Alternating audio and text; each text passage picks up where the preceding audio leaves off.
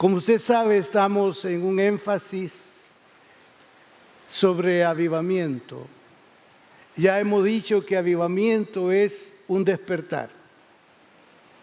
Es comenzar a hacer aquello que antes hacíamos y que estaba dentro de nuestro calendario como prioridades, hablando en términos espirituales. Pero por X, Y, Z razones o circunstancias, tendemos a disminuir. Y cuando eso es detectado, cada uno de los hijos de Dios debemos de reaccionar. Porque el mismo libro de Apocalipsis, allí en un mensaje a las iglesias, el Señor le dice a los miembros de esta: mira de dónde has caído. Y comienza, retoma aquello que tú hacías, y hasta dice: te doy tiempo para eso. Reconocemos que muchas veces la vida cristiana se desvirtúa, se debilita, porque el ir y venir del mundo y los medios de comunicación, proyectando, valga, las proyecciones del mundo, tendemos a ser absorbidos. Y aquello que debe de ser una prioridad en la vida del creyente pasa no sé a qué espacio. Nosotros sabemos que las cosas pueden cambiar en nuestro hábitat, en nuestra propia vida, si hacemos lo que Jesús dijo: buscad primeramente el reino de Dios y su justicia, y todo lo demás os vendrá por añadidura. Soy pastor de esta congregación. Sé lo que implica ser pastor, no digamos de una congregación como ustedes. Y me veo delante de Dios como llamado, interpelado si cabe, por cumplir con mi responsabilidad pastoral en la conducción espiritual de cada uno. Pero esto será posible siempre y cuando usted esté de acuerdo. Si usted no está de acuerdo en la conducción pastoral y que usted va a vivir como usted suele o desea vivir, entonces cualquier intervención pastoral no va a ser muy adecuada, ni muy reconocida o aceptada o recibida como sea. Yo le invito entonces a que una su corazón al mío en este deseo de avivarnos en el Señor. No solamente pensando en nuestro propio bienestar espiritual, que traerá bienestar material y físico, sino pensar en lo que Dios quiere hacer u obrar a través de mí, o de usted, o de nosotros, hacia otros.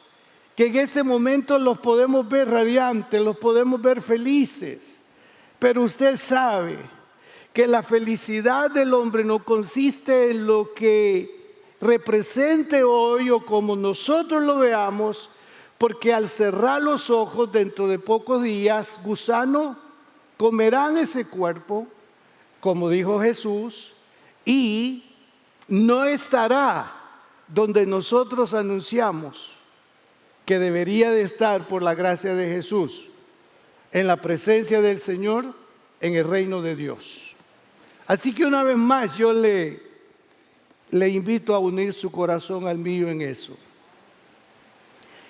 Quiero abordar la primera parte de estas notas que tengo, acondicionándonos para entrar en un avivamiento del Espíritu Santo. Y aunque ya di un preámbulo, permítame leerles esto que escribí para ustedes como una justificación de mi sentir. Estimados hermanos, en mi corazón he sentido la necesidad de provocarlos a que experimenten con mayor intensidad su vida cristiana, la cual es la mayor riqueza con la que cuentan en esta vida. A veces se ven limitados a ello por cosas que no son comparables a lo que ostentan, por falta de carácter para enfrentar a su enemigo espiritual. No olviden que el enemigo de su vida espiritual es el mismo enemigo de Dios, es decir, Satanás. No deben olvidar que ostentan un lugar en el mundo en el que viven. Son el pueblo de Dios.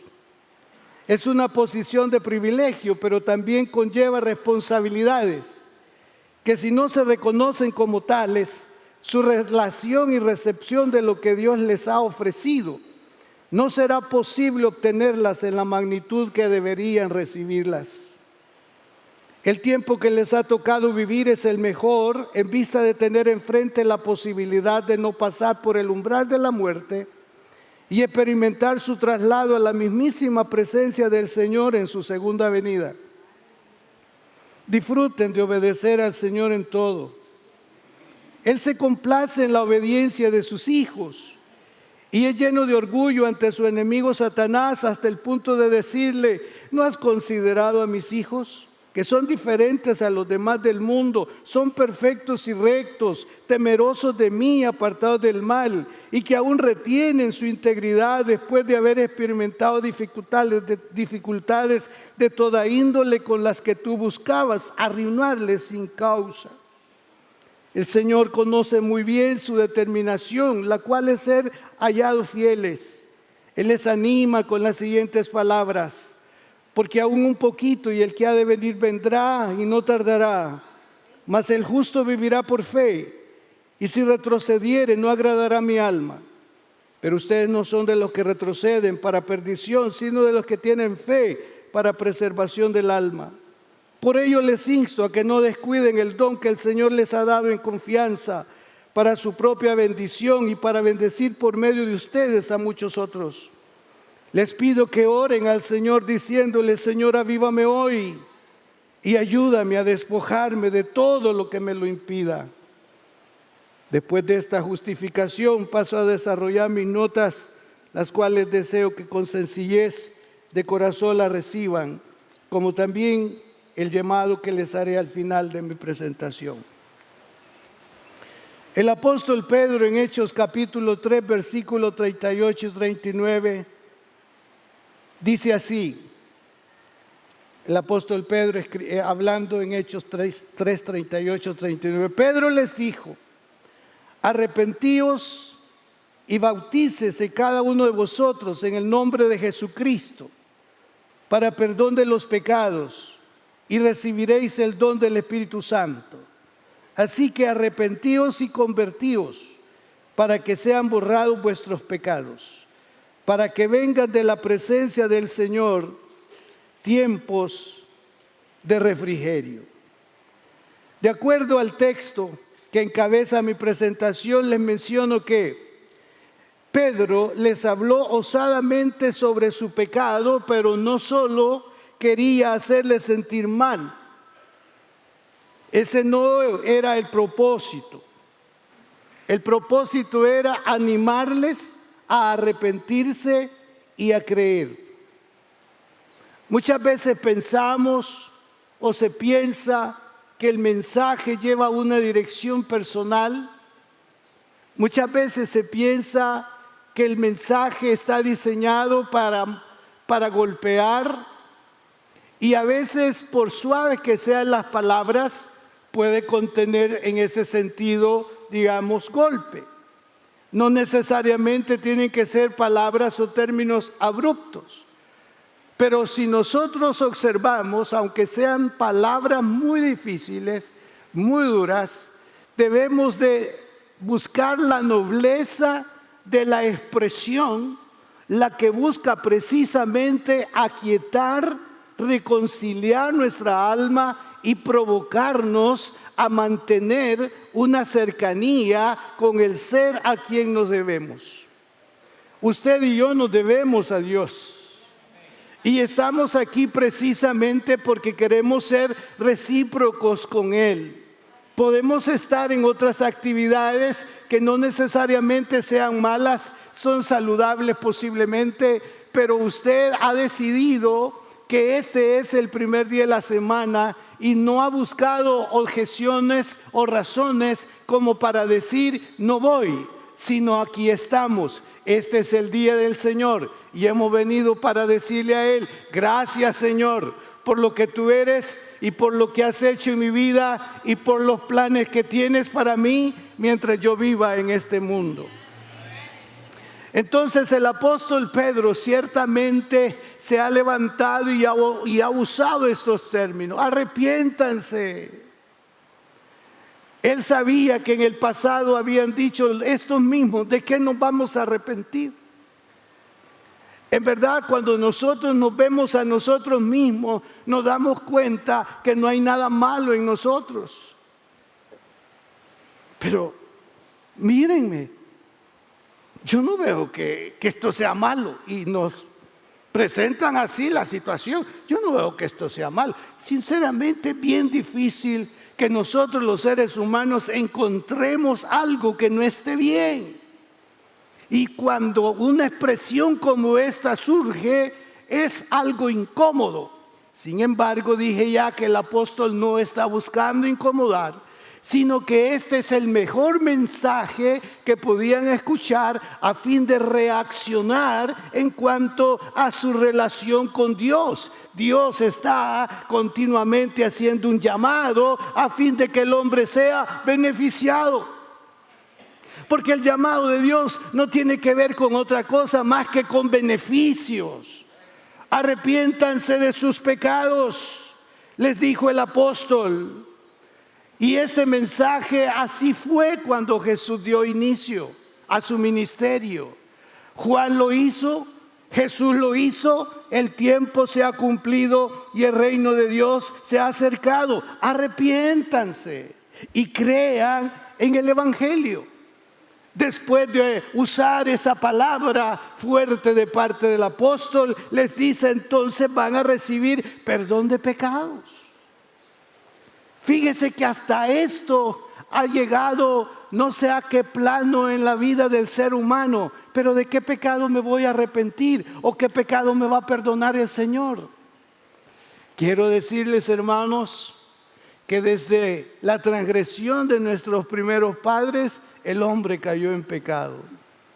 Ese es un pecado que tiene que ver con la herencia, pero también tiene que ver con el estímulo y tiene que ver con la conducta personal. Cada uno entonces dando espacio y lugar al pecado que mora, como dice el apóstol Pablo, en el corazón del hombre. Usted y yo tenemos pecado. La diferencia es que no andamos en pecado. No activamos el pecado, el interruptor. En ningún momento lo ocupamos para activar el pecado, porque entonces pasamos de tener pecado a ser pecadores. Por ello necesitamos que el Espíritu Santo constantemente nos haga sentir cuál es nuestro estado espiritual, cuál es nuestro estado en relación delante del Señor. Entonces dice, recibirán el perdón de los pecados, y esto es trascendental, recibirán el don del Espíritu Santo. Esto es algo también que no es usual en la vida de las personas corrientes y comunes. Estos solo son aspiraciones del creyente. El valor que le da el creyente al Espíritu Santo es único. El mundo no quiere saber nada de esto, porque el Espíritu Santo es un ser que inquieta, el Espíritu Santo es un ser que señala, el Espíritu Santo es alguien que nos lleva a la convicción de lo que en verdad somos y cómo estamos delante de Dios. Y le añade, y vendrán de la presencia del Señor tiempos de refrigerio. Y ese tiempo de refrigerio tiene que ver con alivio, con descanso y con consuelo. O sea que el mensaje del Evangelio nos provoca a un campo o a un término de bendición, a un término de relación constante con el Señor y a un término en el que nosotros podamos tener una confianza y una seguridad de lo que Dios está haciendo o está para hacer en nuestras vidas. Naturalmente, el mensaje bíblico no solamente en este tiempo se ha dejado de dar. Años pasados, el mensaje bíblico fue abandonado. Y quiero decirles que cuando el mensaje bíblico guarda silencio, el pueblo se desenfrena. Y como la sociedad está justificando cada cosa que se hace. Ya en la sociedad de nuestro mundo, la palabra pecado es ofensiva. La palabra pecado no cabe en el léxico de ninguno. La palabra pecado no debería ya de aparecer en los diccionarios, dicen algunos. ¿Por qué? Porque eso es coartar las libertades que corresponden al ser humano. No confundamos libertades con derechos civiles. No confundamos libertades de hacer cuanto nosotros deseamos y como querramos con asuntos civiles. Los derechos civiles son una cosa y aquellas aberraciones en las que el hombre ha caído y que quiere que se le legalice o se le reconozca y aún se le añadan recompensas, eso es indebido. Eso yo voy a mencionarlo en otra ocasión, pero solo me anticipo. Hay un hombre que es un artista estimado y apreciado por la gente. Hace poco añadió a su familia a una niña, ya son 2 varones, hoy una niña. Y la noticia dice, está esperando un nuevo hijo. Están embarazados los 2. Pero eso ya es común. Eso es aceptable en la sociedad. Y tan así absurdo es esto, de que por abandonar el mensaje bíblico, ahora hay espacios litúrgicos, cristianos, como usted le quiera llamar, donde se da espacio y lugar a estas personas sin antes señalarles que eso está en la Biblia señalado como pecado. Este mensaje de la Biblia, el mundo no lo quiere. Si ya los cristianos tampoco lo deseamos, entonces no hay diferencia que nosotros representemos. Ahora, el tema de hoy tiene que ver con la desobediencia entonces a la palabra de Dios. Y una de las exigencias de parte de Dios para el pueblo de Israel fue precisamente sobre la obediencia. El capítulo 28 del libro de Deuteronomio viene a ser como el capítulo donde se reúne todo el sentir y el deseo de Dios para el pueblo de Israel. Yo sé que la mayoría de nosotros le hemos dado lectura. Desde el versículo 1 hasta el versículo 14, ahí está, en los primeros 2 está hablando sobre la obediencia. Y los demás hasta el 14 están hablando sobre las bendiciones. El versículo 15 ya está dando apertura a las maldiciones como causa de no obedecer a la palabra de Dios. Pero los primeros 7 versículos del capítulo 28 rezan así: acontecerá que si oyeres atentamente la voz de Jehová tu Dios, para guardar y poner por obra sus mandamientos que yo te prescribo hoy, también Jehová tu Dios te exaltará sobre todas las naciones de la tierra y vendrán sobre ti todas estas bendiciones y te alcanzarán si oyeres la voz de Jehová tu Dios. Bendito serás tú en la ciudad y bendito tú en el campo. Bendito el fruto de tu vientre, el fruto de tu tierra el fruto de tus bestias, la cría de tus vacas y los rebaños de tus ovejas. Bendita serán tu canasta y tu arteza de amasar. Bendito serás en tu entrar y bendito en tu salir. Jehová derrotará a tus enemigos que se levantaren contra ti. Por un camino saldrán contra ti, por 7 caminos huirán delante de ti. Este es un capítulo que tantos lo referimos.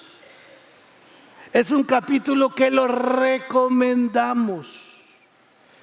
Es un capítulo donde en algún momento buscamos un espacio para acomodar nuestra condición.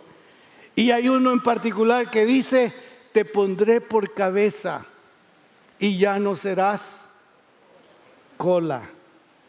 Cuando yo lo he oído de algunos, yo me pongo a pensar, ¿cómo puede aplicar ese versículo él?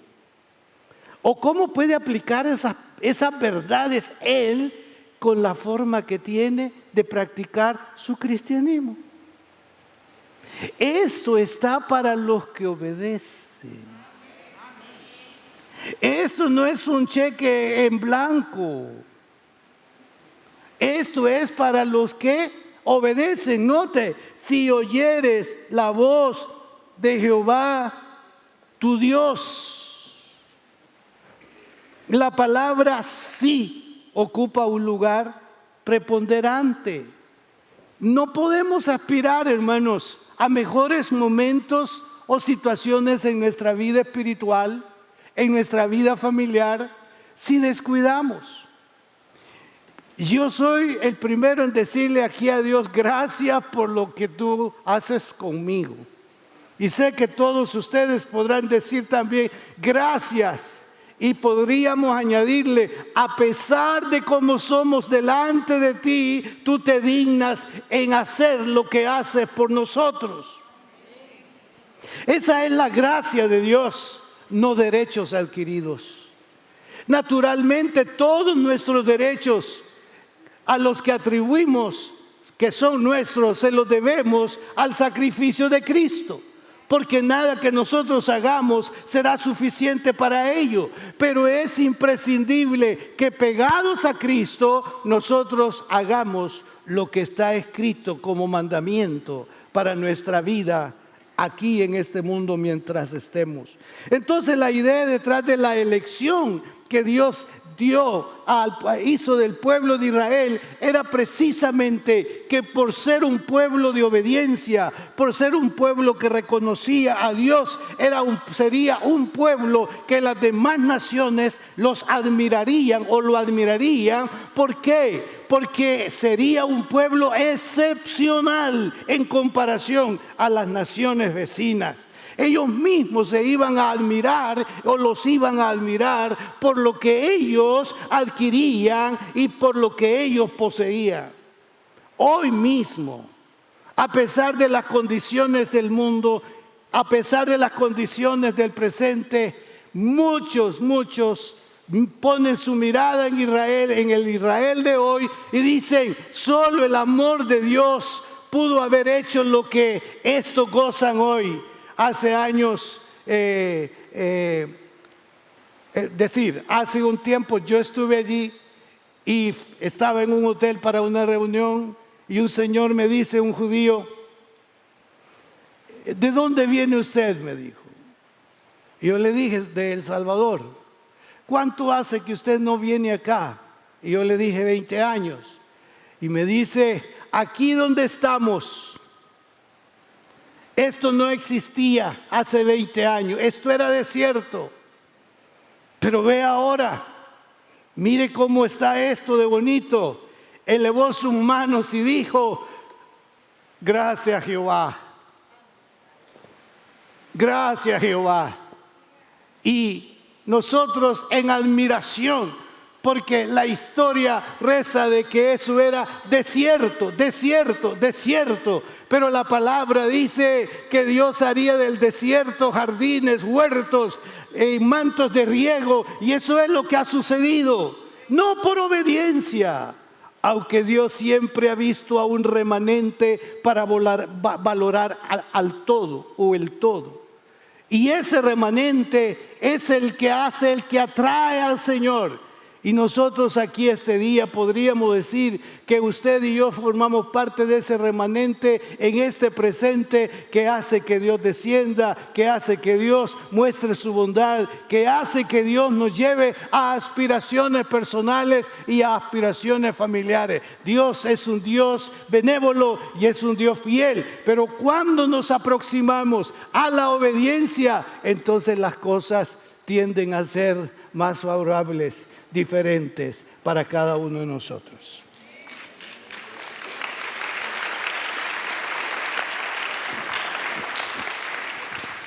Ahora, hermanos, esta es la parte delicada del mensaje hoy. Estoy en el plano de la falta de obediencia. No puede mover a Dios. Es decir, en la dimensión y en el compromiso que Él tiene para nosotros. Ciertamente, y a veces hermana Mary me dice eso, porque todo lo decimos diminutivo, ¿verdad?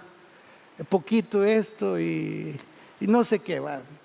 No, hay que decir que esto es grande, todo es chiquito, ¿verdad? Y así estamos. Muchas veces nosotros estamos siempre, no importa, hermano. Así quiere Dios que vivamos. Sí, hermano, mire, sí. No todos íbamos a nacer en condiciones tal o cual. Gracias a Dios que por lo menos frijolitos tenemos. ¿Lo dice usted? Demos gracias que aunque sea lechita tenemos. Démosle gracias que aunque sea vaquitas tenemos.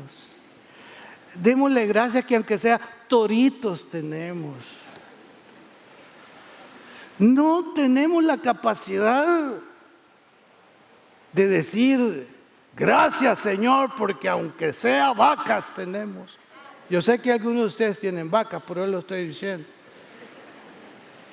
Por aquí está un hermano que yo sé que tiene unos toros, pero qué toro es eso, ¿verdad? No lo voy a meter, pero qué toro, ¿verdad?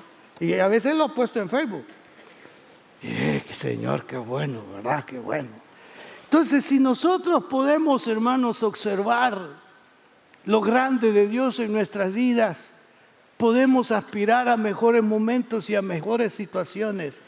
Pero una cosa nos va a impedir la plenitud de ello, y es precisamente la desobediencia. Los capítulos 9 y 10 del libro de Esdras nos dan un caso, como dije, muy difícil para presentar. Llegaron a darle informe al sacerdote Esdras, ahí en el versículo 2 del capítulo 9. El texto dice: entonces respondió Secanías, hijo de Jehiel, de los hijos de Elán, y dijo a Esdras: nosotros hemos pecado contra nuestro Dios. Vea, ya salieron del cautiverio de Babilonia. Ya es la etapa del imperio medo-persa. 70 años estuvieron cautivos. Ya están en la tierra. Vea la benevolencia del Señor. Aquí no hay una distinción de estado. Dios sabía lo que había pasado. Pero recién, digamos, llegados, ese recién puede ser 2, 3 años, llegaron a darle este informe. ¿Quién era Esdras? Era el sacerdote. Nosotros hemos pecado contra nuestro Dios. ¿Cuál era el pecado que señala? Pues tomamos mujeres extranjeras de los pueblos de la tierra. Ese es el pecado específico en este informe.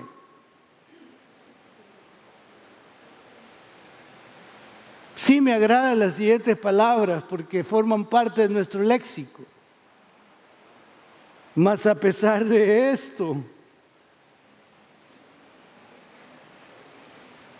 aún hay esperanza para Israel.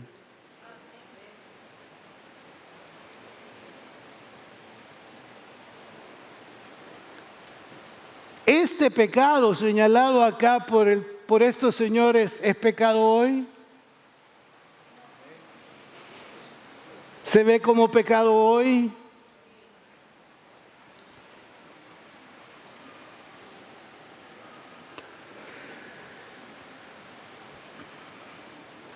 Pues tomamos mujeres extranjeras de los pueblos de la tierra. En pocas palabras, esto tiene que ver con matrimonios mixtos.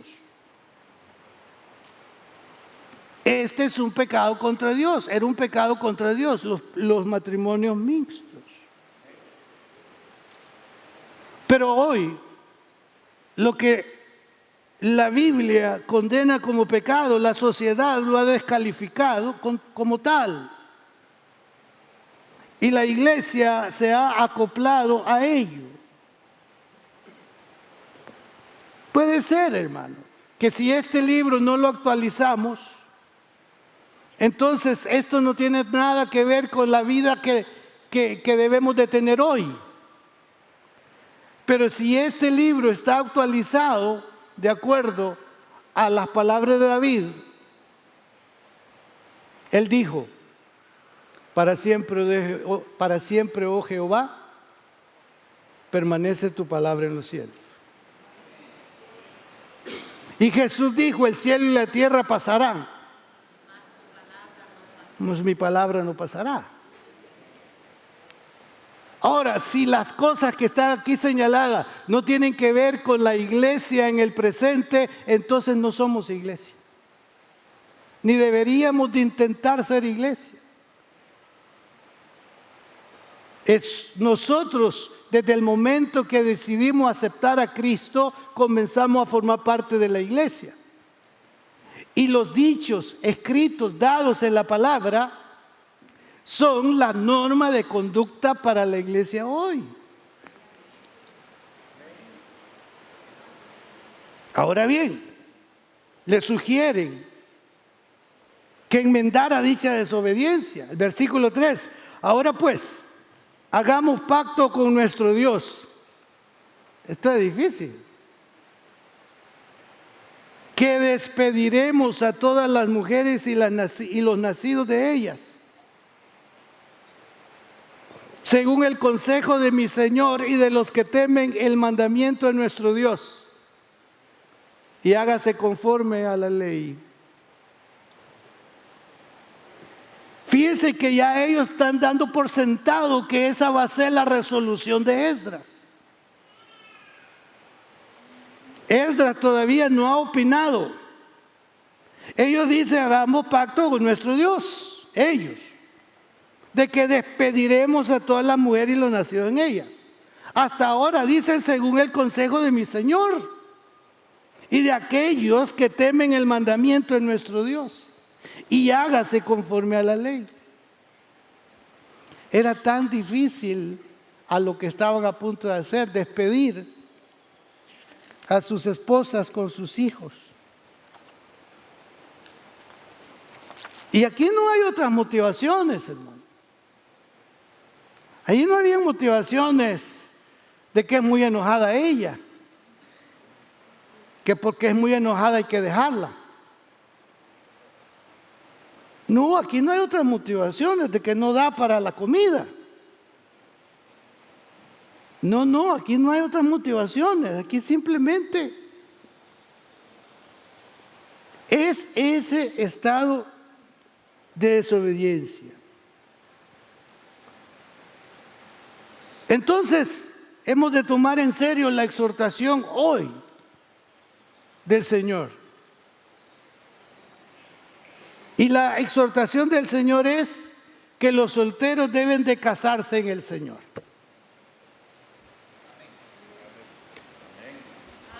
Esa es la exhortación.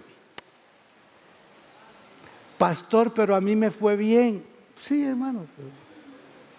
Eso no le exime de que desobedeció. Ay, yo le doy gracias a Dios por esta vieja que me aceptó con mis tragos. Sí, pero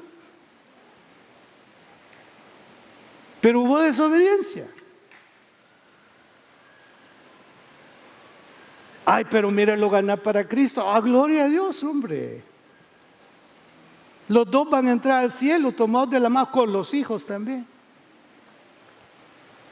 El asunto es cuando generacionalmente asumimos o atribuimos de que la historia se repitió. Y ahí sí hay otro problema. ¿Por qué? Porque ya hay una ventaja en la decisión que tomaron nuestros hijos. Usted dándome enseñanza, ya se le olvidó. Entonces, ¿qué tiene que hacer el padre, la madre? Sí, hijo, tiene razón. Yo caí en desobediencia, pero no significa que usted debería de caer también en desobediencia. Así de fácil. Pero pastor, pero el mundo es así. Si solo ustedes, los conservadores, se muestran de esa manera, mire hermano, llámeme conservador o llámeme liberal, yo lo que quiero es estar suscrito. Y no quiero decir que no ha habido actos contrarios o de desobediencia, pero lo válido es reconocerlo y decirle perdón, Señor. Perdóname, Señor, y ayúdame a no continuar en lo mismo que caí, que es pecado. Yo quiero reconciliarme contigo. Pero aquí está lo difícil, hermano. Versículo 4 dice, levántate. ¿Quiénes le dijeron esto? Estos señores, estos líderes se lo dicen a Esdras, porque esta es tu obligación. Y nosotros estaremos contigo. Esfuérzate y pon mano a la obra. O sea, ellos dicen, nosotros no tenemos la autoridad para hacerlo, de separar. Pero sí, tú tienes la autoridad. Tú eres el sacerdote, tú eres el líder espiritual y tú tienes que actuar y nosotros te vamos a acompañar.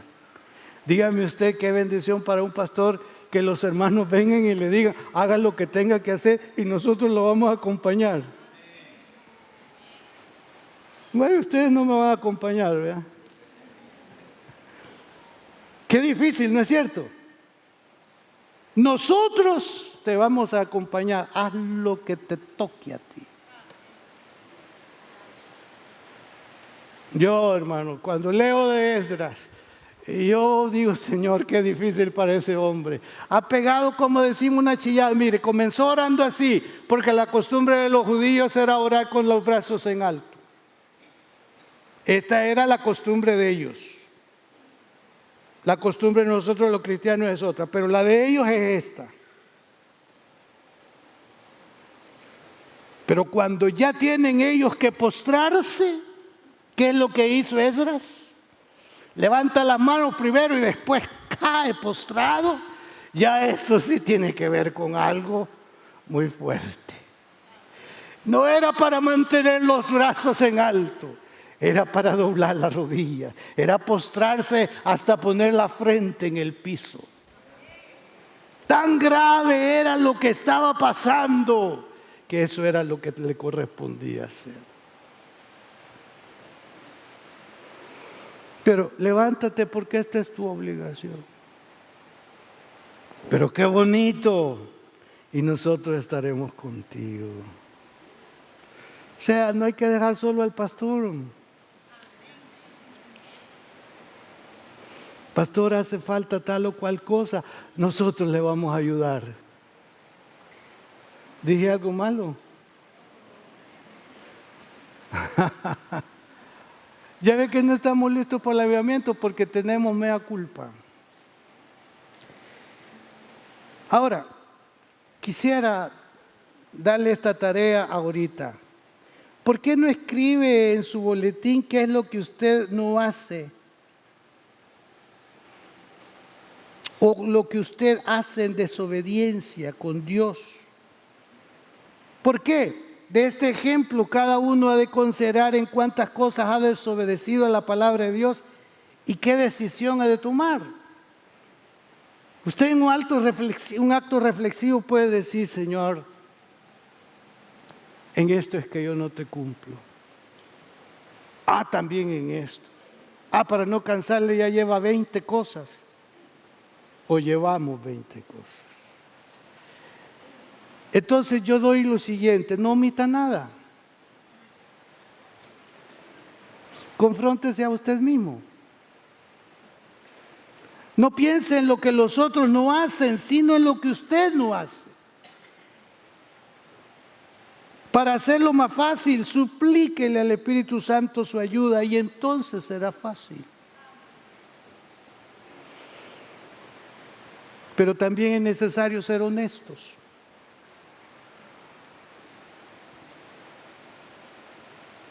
Señor, y yo quiero reanudar mi relación contigo. Y yo quiero ser un receptor de todo lo que está en esa línea contable que me corresponde. Porque eso que tú tienes en esa línea para mí está clasificado lo que es para la tierra y está clasificado lo que es para el cielo. ¿Por qué llegar al cielo y encontrar una vastedad de cosas que correspondían a la tierra? Y preguntar: Señor, ¿y todo esto dice que era para la tierra? Para mí estando en la tierra, pero yo no lo vi allá. Nunca obedeciste para que eso descendiera. Hermano, cuando yo estuve hablándole sobre el hecho de que reconozcamos lo que somos, era precisamente para animarnos y poder decir: Dios, siendo lo que dices tú que soy, y soy heredero contigo, aquí están mis manos abiertas para recibir lo que tienes. Pero todo eso se omite en su aparición cuando no nos sometemos a la palabra. Y aquí no se trata, hermano, de dopingüe. ¿Qué es lo que toca? No, toca todo lo que dice acá. Nos toca todo lo que dice acá. Nos toca todo lo que dice acá.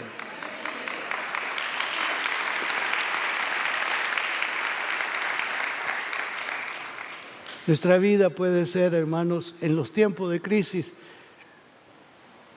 de mucho resplandor y de mucho bien. Solo es: amemos al Señor sobre todas las cosas. Amemos al Señor sobre todas las cosas. Amemos al Señor sobre todas las cosas.